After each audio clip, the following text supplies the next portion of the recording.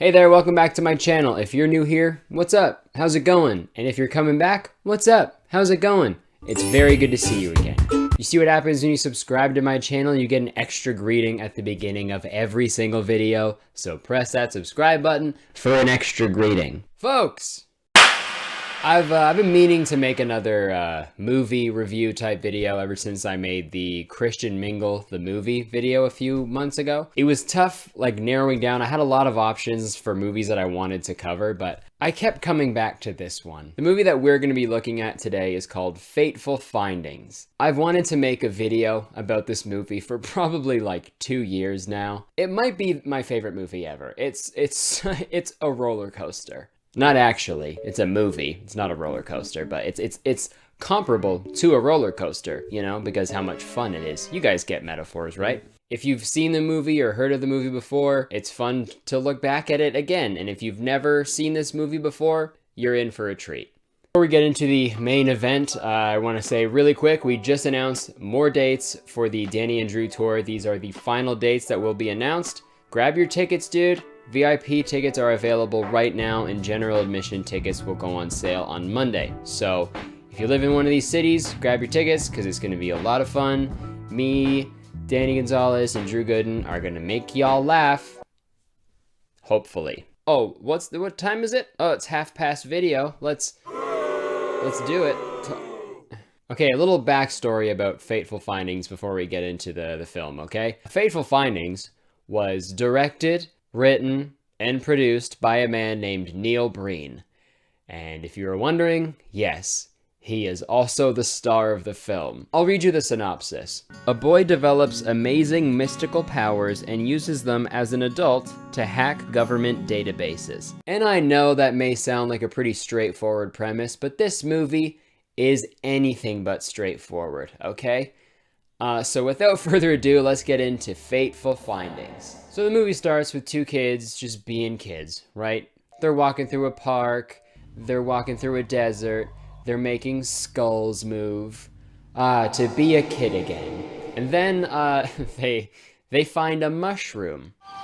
Look, Leah, a mushroom. I love this pose that this kid is staying in for so long. Look, a mushroom.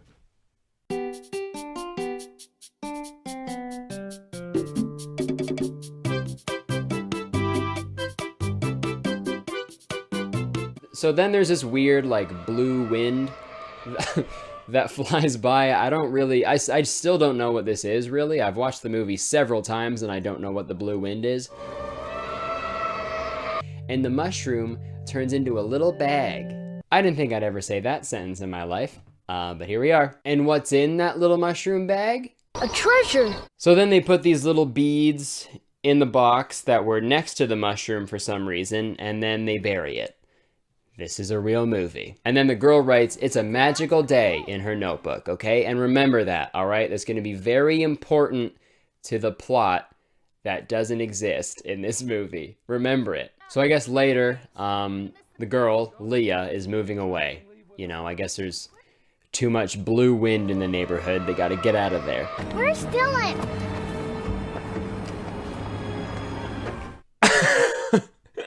Where's Dylan? Literally right here. Where is he?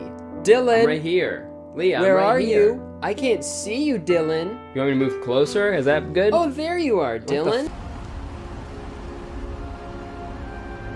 This next scene with no like title card or anything that says like 20, 30 years later or in the future or anything, any transition at all. There's nothing.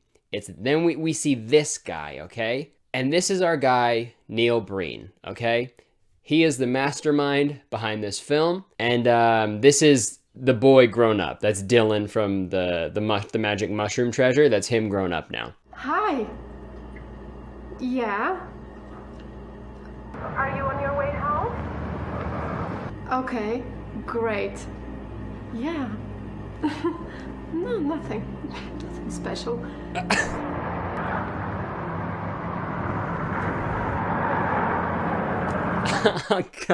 He's the only guy there.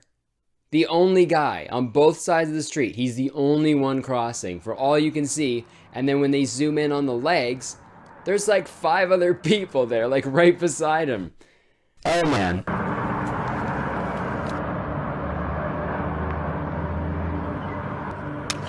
Can you hear me?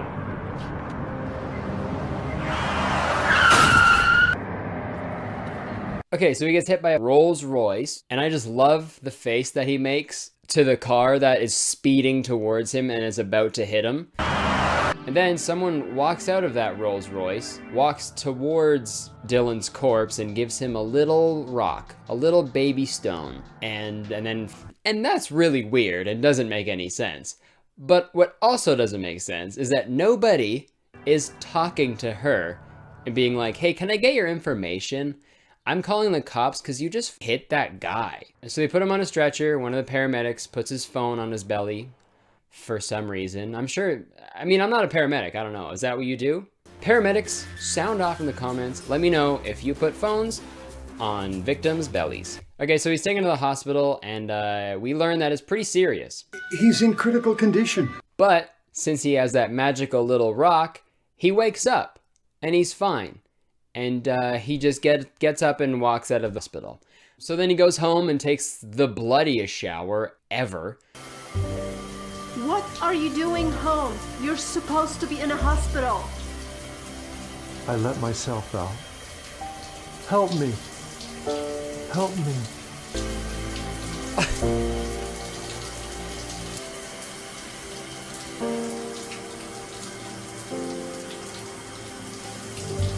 Goals, dude. Goals right there. If you can't handle me at my face cast, then you don't deserve me at my not face cast. Alright. So this is a part of the story where we find out that he's a best-selling author. He's a very successful author. I have a master's degree in computer science, and I turn out to be a writer of novels. But things aren't going too well, you know? Dylan's got a headache, rightfully so, you know, because of that car that hit him in the head. That'll do it. And I'm just gonna play this scene. I'm not gonna interrupt it because, wow, it's a hoot.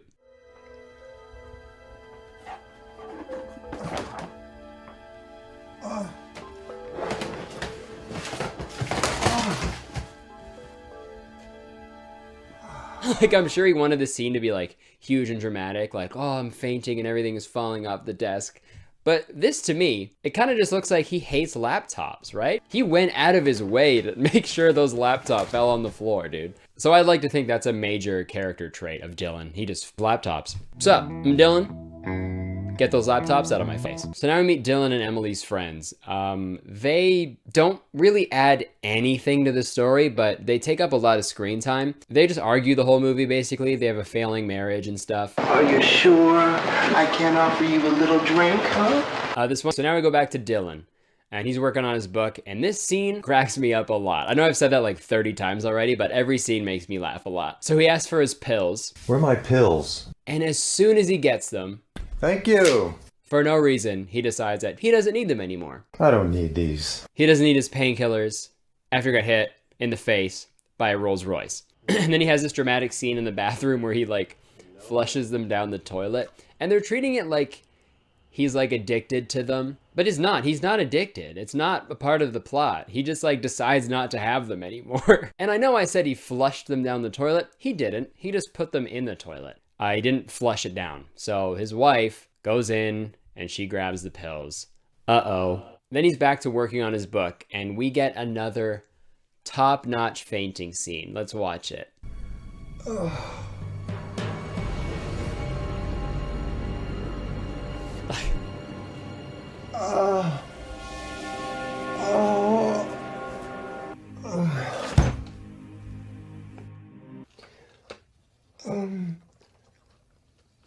Oh my God, man. Maybe you should take your pills, man. Holy, you keep fainting so much. I don't need these. And he spilled it all over his laptop, dude. My theory's correct. He hates laptops. They're just so portable and convenient. I hate them. Hey, whoa, take it easy, man. You don't look so good. You keep fainting. I think I'm gonna call 911, all right?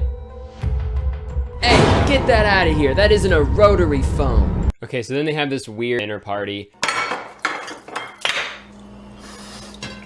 And then we finally get into the main plot point of the movie. And it seemingly comes out of nowhere, like for no reason at all. I'm going to continue hacking into these government systems to see what I can find out about all this national and international corruption I know is going on.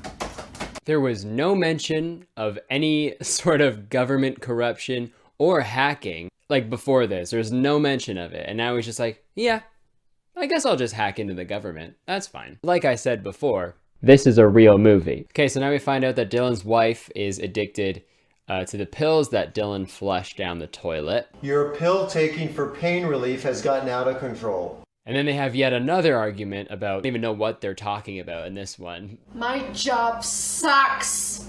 I've got to get this work done. It's going to shock the world. I've hacked into just about all the information I need. They have no idea. Get off the pills! Straighten your life out! Let's talk!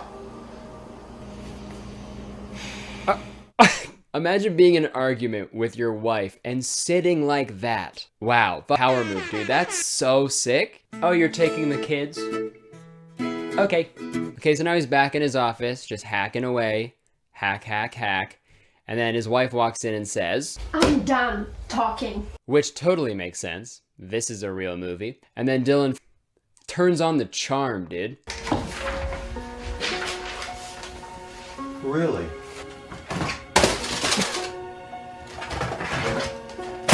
Every other scene, he's throwing a laptop on the floor. Don't ever invite Neil Breen to your house, okay? And this is my office here. Right here is my laptop. It's like, hey, whoa, whoa, what are you doing? I hate them! And then they start making a mess of the whole office. And then, okay, so now they're having some barbecue thing, and the whole gang is there, dude. The doctor at the hospital. The doctor of the hospital. That's not a real thing. Nice to meet you. I'm the doctor of the hospital. I check the hospital's pulse, I give the hospital their medicine, and I just make sure the hospital is in tip-top shape because I'm the doctor of the hospital. Okay, so they're all hanging out and something crazy happens. The doctor of the hospital goes to take out her phone, but accidentally drops her notebook, obviously because it's humongous and it's barely in her pocket to begin with. But it falls on the ground and it opens to the page that says, "It's a magical day." It's the girl from before, dude. Is this yours? Yes, it's just something I've been carrying for good luck. Oh my, is that you? It is, isn't it? It's you, Leah.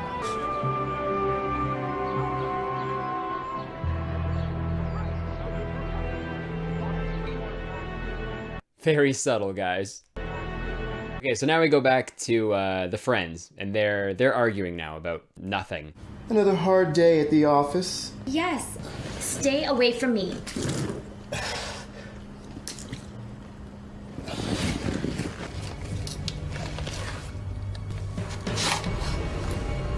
Hey, dude, a little bit of an overreaction, I think.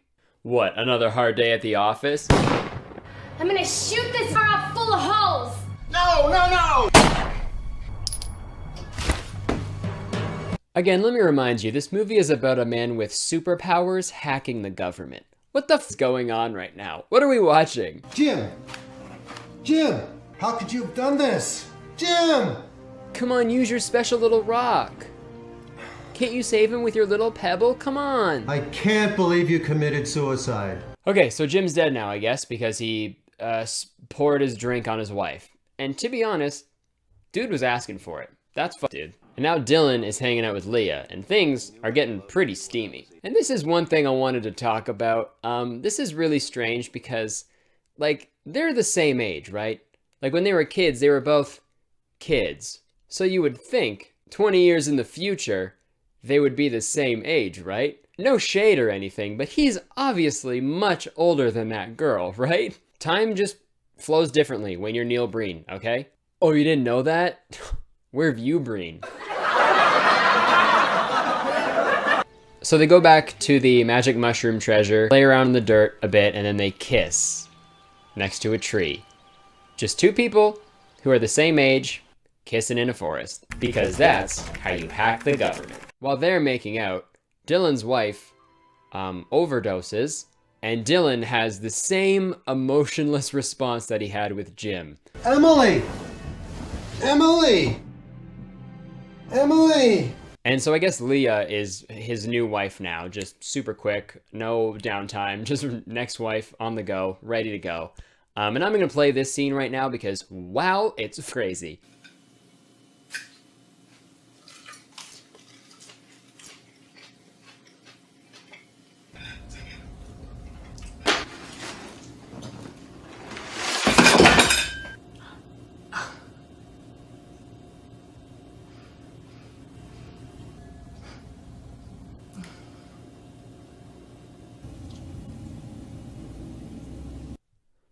What was that?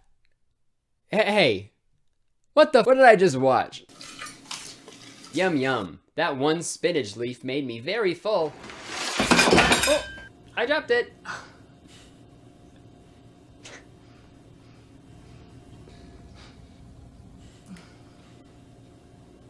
Jim! So now he's telling Leah that he's hacking into every government ever, and for how secret he's saying it is, he sure is telling a lot of people, right? Hey everyone, don't tell anybody, but I'm hacking into the government, all right? Don't tell anyone though, it's a secret. You must be very quiet when you tell someone else. I mean, don't tell anyone, please don't tell anyone else. I can't wait any longer. You gotta be kidding me, man. Why does he, every scene, man? Okay, this is my impression of Neil Breen walking into a Best Buy. Okay, we're almost at the end, I promise. Okay, so Leah's walking into her house, and then she gets kidnapped. Very poorly, may I add. Okay, that was creepy that I said that. I know how to kidnap, all right? And that's bad kidnap. I'm not saying that at all. It's just in broad daylight, like on someone's driveway, you know what I'm saying. And while they're like, you know, tussling, the kidnapper drops a piece of paper saying where he's gonna bring her. So now he's looking for Leah, and he finds the hooded kidnapper, and he does what any of us would do, smash a bottle over his head. If you thought that was weird and random, get ready for this, all right? He teleports into the trailer that she's being kept in, and rescues her. There was no real mention of superpowers before this. We didn't know if he knew he had superpowers or if he knew how to use them, but I guess there it is. I need to put the blindfold back on. Trust me. I'm going to do something that you can't see. Just does like a bunch of Fortnite dances. Please, put this blindfold on. I don't want you to see this.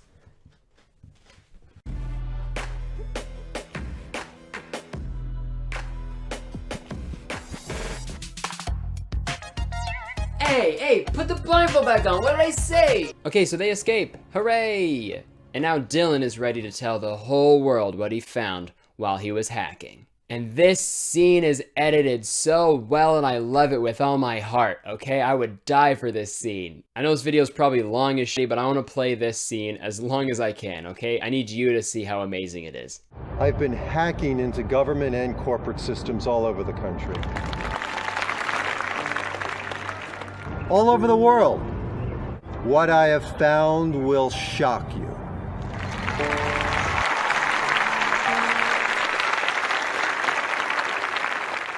I'm afraid of going to prison. They now know my crimes.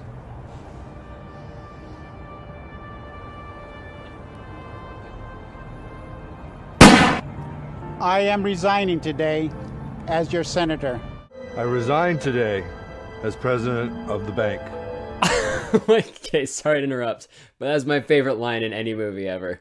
I am resigning as president of the bank. So, okay, the scene goes on for a very long time, but it's basically all these corrupt businessmen and senators. They all take their lives at the same time while Dylan is giving his speech about files and society and stuff. Get a load of this society. And now, after all said and done, Dylan and Leah, two people who are the same age, they walk through a forest and they live happily ever after. That's the movie. I think I'm like astral projecting right now, dude. I feel like I was watching myself watch that movie. half of that stuff didn't need to be in there. The friend's troubling marriage leading to a murder, those little beads, they kind of jumped the gun on the superpowers thing.